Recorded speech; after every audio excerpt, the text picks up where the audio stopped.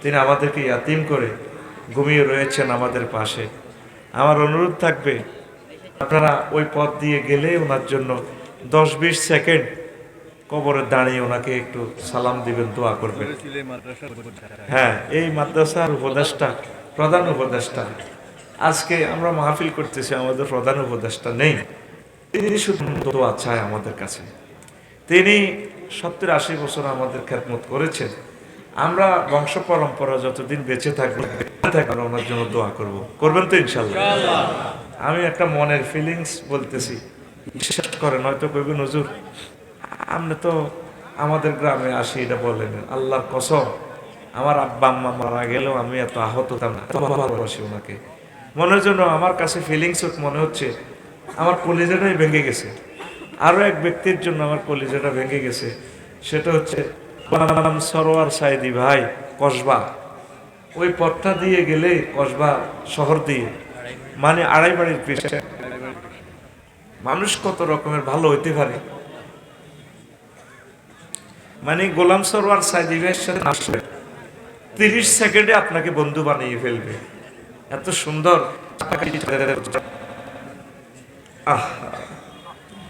সেই গোলাম সরোয়ার সাইদি ভাই কথা আমার বেশি মানে এই দুই ব্যক্তির আনতেকালে মনে যেন আমার কলেজে ফাইল ফাতালের নিচে ফাইল দিয়ে বিল্ডিং দেয়, মনে যেন কসবার জমিটা ডুবেছে। এইদিকে সাগর পর্যন্ত মনে যেন লুৎফুর সাহেবের আনতেকালে জমিটা ডুবে গেছে। এত কষ্ট লাগে ওনার কথা মনে করি। কত ভালো মানুষ। আমাদের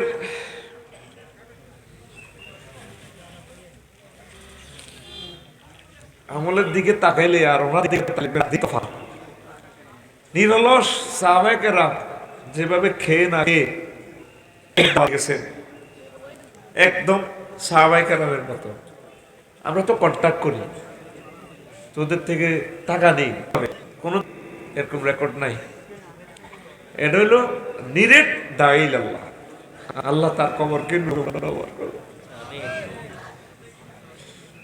আরো একজন ভালো মানুষ, হাসে প্রমাণ পাবেন, দুনিয়াতে হয়তো প্রমাণ পাবেন না। কাজী ইব্রাহিম সাহেব, এক জীবন্ত আল্লাহ আল্লাহ শাহানুর এক আয়াত, এত মানুষ করি বলা, নিজের ফ্যামিলি খাইছে কি খায় নাই খবরও নাই, চলছে এজ লাইক সাহাবায়ে কেরামের মতো। কাজী ইব্রাহিম সাহেব তার বংশের সকল প্রয়োজন তুমি খাস রহমত দিয়ে দাও। কতগুলো মানুষ আছে, মানুষ আপনারা তো বোঝেন না, আমরা বলারও সুযোগ পাই না। কবি মুহিব খান মুসাফর প্রোগ্রাম করি, কয় আফসারি ভাই আপনি কি ঢাকার দিকে যাবেন? বললাম কেন? কো ভাই একটু যাইলে ভালো হইতো। এই জাতির উচিত ওনাকে একটা ল্যান্ড ক্রুজার দেওয়া। উনি রাসূল সাল্লাল্লাহু আলাইহি ওয়াসাল্লাম একমাত্র এই মহাপুরুষ কবি মুহিব খান আল্লাহ জাল্লাহর বাণীকে এত উচ্চাঙ্গের সাহিত্য দিয়ে করছে, অবাক হয়ে যাবে। সূরা তাকবীরের আমি অনুবাদটা দেখেছি ছন্দের আকারে, দেখবেন কাব্যিক অনুবাদ একমাত্র মহাপুরুষ করছে। আল্লাহ কবি মুহিব খানকে দেখায় দাও। আমিন। আর আমিনটা বলো না, আমিন বললে তোমার লাভ, মুহিব খানের লাভ নয়। বুখারীর হাদিস, বিসমিল্লাহকে বলে ফেরেশতারা, তোমার দুই কাঁধে যে ফেরেশতা আছে এরা বলে তোমার জন্য অনুরূপ দোয়া। সুবহানাল্লাহ বলো। আচ্ছা আতো প্লেয়ার্স বোঝো না, কারোর জন্য দোয়া করলে তোমার জন্য অনুরূপ অ্যাপ্লিকেশনটা অনলাইনে পূরণ করা হয়। কবি মশিউর সাহেব, শিল্পী মশিউর রহমান, বাঙ্গাসুরা গাড়ি আঙ্গরে কয় হুজুর টিয়া লই কি শুধু টিয়া লই এসি চলে আর টিয়া যদি শোরুমে দি আরো টিয়া 20 লাখ দিয়ে আরো সেম গাড়ি আনতেন, হবে না। বিবেক খরচ করে চলবা। জীবনটা তোমাদের জন্য ওয়াকফ করে দিছি, তোমরা আমাদেরকে শিক্ষকের মতো শ্রদ্ধা নিবেদন করো। আল্লাহ তোমার কোন প্রিয় বান্দাকে তুই স্বপ্নে দেখো, আমার কাজী ইব্রাহিম সাহেবকে একটা শক্ত একটা গাড়ি দিয়ে দেখ।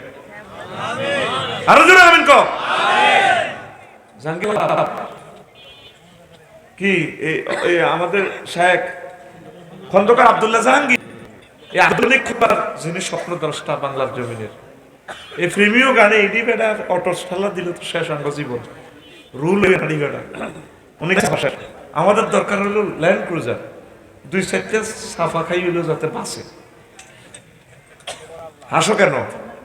তোমরা তো হিংসা পাইস্তানো বা এত তো আঙ্গ গাড়ি দিয়ে শখ করে। এই বেটা ওলামায়ে কেরাম জাতীয় সম্পদ। আল্লাহু আকবার বলো।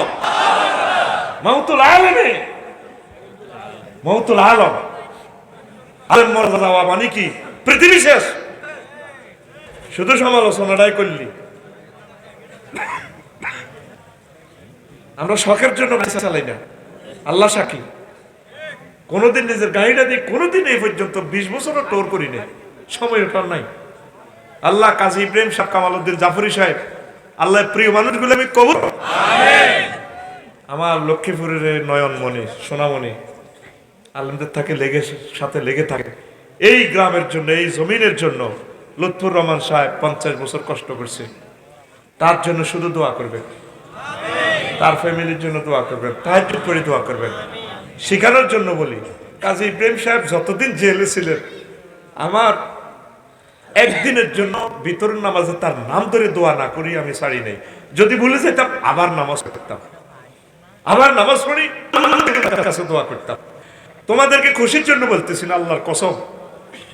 কতগুলো আমল প্রিয় ব্যক্তিদের জন্য আমি বলতাম, তাদের জন্য দোয়া করবা।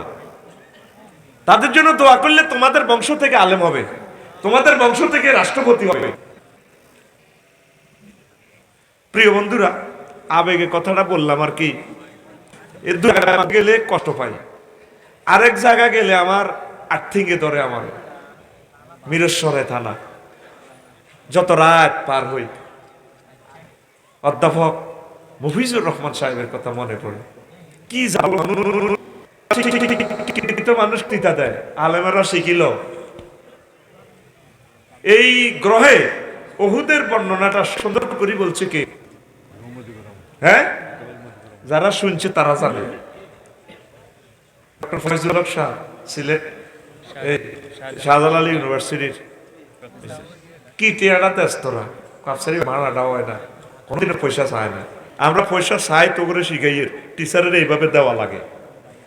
আল্লাহ তো কলমের খবর জানে, এই জন্য তো করে এইভাবে। এদিন এক জায়গায় ওয়াজ করছি, কোন আমেরিকা আনা দাওয়াত দিছি নাই, হাদিয়া দিবের সময় বেগুন তাই গেছে গা। 50,000 লোকের সঙ্গে তো ওয়াজ করলাম, এগুন তাইলে এনে কইতে ইত্যাদ নটা আসে একার কইলে চিনিয়ে আমার বাড়ির লোকে সিস্টেমের দাওয়াতি কাজ চলতেছে। লুৎফুর রহমান সাহেব, কাজী ইব্রাহিম সাহেব, তারপর অধ্যাপক মফিজুর রহমান, ডক্টর ফয়জুল হক সাহেব এক সিস্টেমে কাজ করতেছে, আমরা এক সিস্টেম দিচ্ছি।